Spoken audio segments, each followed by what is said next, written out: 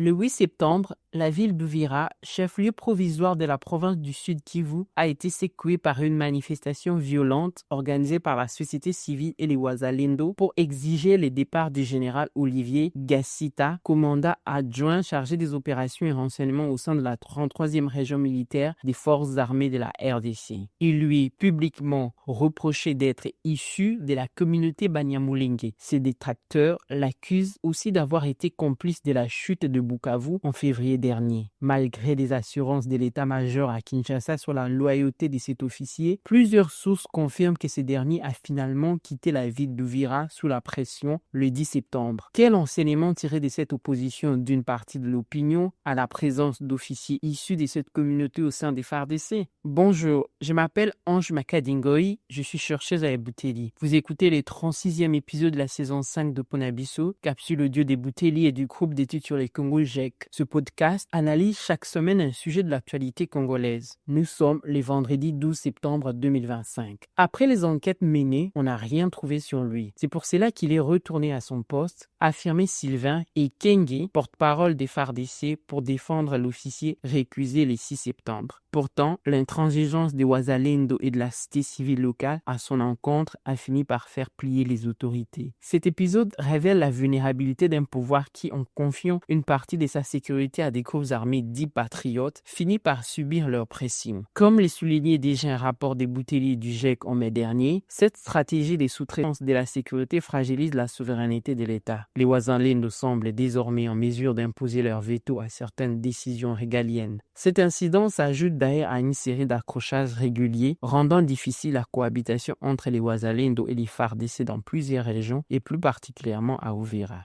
Ces rejets de Gassita est aussi la conséquence directe de l'ambivalence du gouvernement qui, tout en décourageant les discours des haines tribales, s'est parfois montré complaisant à l'égard de certains acteurs politiques vecteurs de la haine contre les Tutsis. Tant que le gouvernement laisse prospérer la méfiance communautaire, certaines affectations deviendront des étincelles dans un champ déjà inflammable. La nomination du général Masunzu, un autre Munyamulenge à la tête de la 3e zone de défense juste après la chute de Gouma, avait déjà fait l'objet de divers commentaires discriminatoires, parfois réduits à des jugements sur son faciès sur les réseaux sociaux. Et plus récemment, les Wazalendo ont perturbé à Uvira les funérailles du colonel Patri Gisore, un autre Munyamulenge décédé dans un crash près de Kisangani. Certes, les défaites répétitives des FARDC interrogent sur les complicités avec l'ennemi. Il est donc légitime que des doutes soient émis contre certains officiers ayant participé aux opérations précédentes. Mais les accusations doivent se baser sur des faits et non sur des préjugés. Dans une région où des tensions entre les Banyamulenge et les autres communautés perdurent, le départ du général Gassita pourrait être instrumentalisé par Kigali comme une preuve de plus de la tutsiphobie qu'il a toujours épinglée comme l'une des causes profondes de la crise persistante dans l'Est de la RDC. Il est pourtant possible et nécessaire de s'opposer à l'agression dont les pays est victime sans verser dans la haine tribale. Cette situation souligne la nécessité d'envisager la réconciliation entre les communautés parmi les approches de résolution de cette crise, à commencer peut-être par cesser de soutenir des groupes armés incontrôlés. Vous pouvez rejoindre notre fil WhatsApp en envoyant GEC ou Eboutéli au plus 243 894 110 542 pour recevoir Ponabiso chaque vendredi sur votre téléphone. À bientôt!